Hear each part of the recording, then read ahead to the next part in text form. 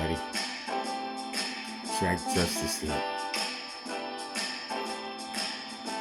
I got a lot to talk about, but I want to condense it.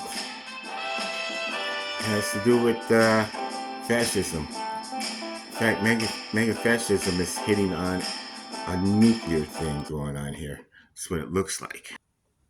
Well, people, you have the advisor to the president, Gorkin, and he's talking about if you're against anything that the president does, that could be considered by law anti-American. You could be arrested. And this country is going fascism left and right. But here's the thing, though. Legacy media is backwards. It goes on and covers these wild goose stories. Like, here it is. I'm in the DMV. They're talking about the stations 5, 4, 9, and 7. They're babbling about a hairdresser in Maryland that's illegally down there in El Salvador. And all they talk about is getting him out, this, and that. They even sent Senator Van Hollen down there, right? He should be retired anyways. But while the media is talking about one hairdresser,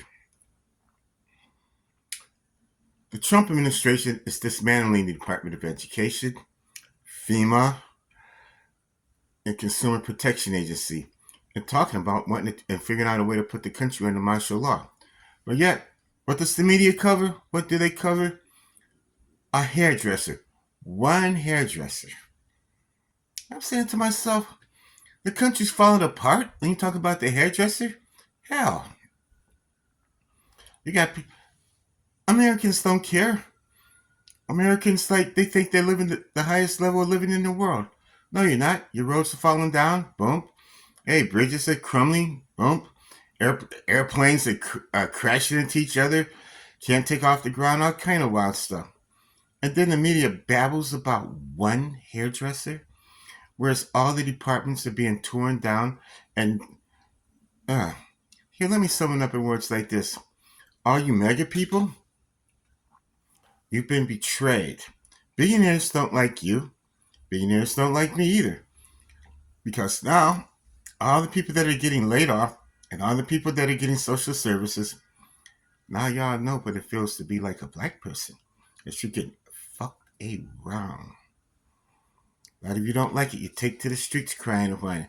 But all you do is protest. You ain't doing nothing. You people are taking that beating. Trump is giving you poor people, and just because you make $100,000, that means nothing. You got to make $300,000 to get any respect from these people. You got people with credit cards. Credit cards are like underwater. If you have 5 credit cards and they're all active or overdrawn or to the limit, then you, my friend, are not living a good life. You got to live from credit card to credit card, payday to payday, just to pay the interest. If all you pay on your credit cards is just the interest, you're not living an American dream. You're living an American nightmare. You're living in an American prison camp. That's what you're living in, thinking you're all that. And then the only refugees we get coming to America are po-ass refugees from Afghanistan, Iraq, Korea, Filipinos. And let's not talk about the Venezuelans, right? They come over here, they take little piddly ass jobs, but they're not allowed to rise any higher, right? They take the piddly ass jobs because they don't get paid much. That's the only reason they're allowed here. But now you got too many of them in here. Like when you invite and letting all those damn Venezuelans, and then we have a problem. Let me end this on this note, Americans. Billionaires hate you. Businesses hate you. Nobody likes regular people. We're looked upon as pawns, pieces.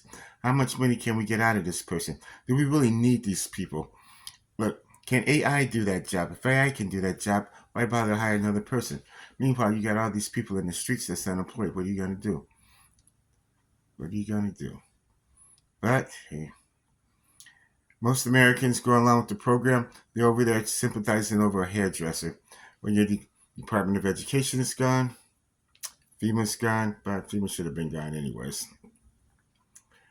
Consumer Protection Agency. And let's not forget the National Labor Board.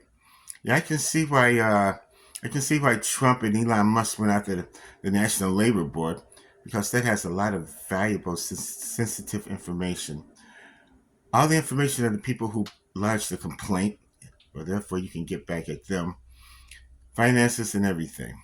And you let an unvetted person with no security background check have access to all of that federal government stuff.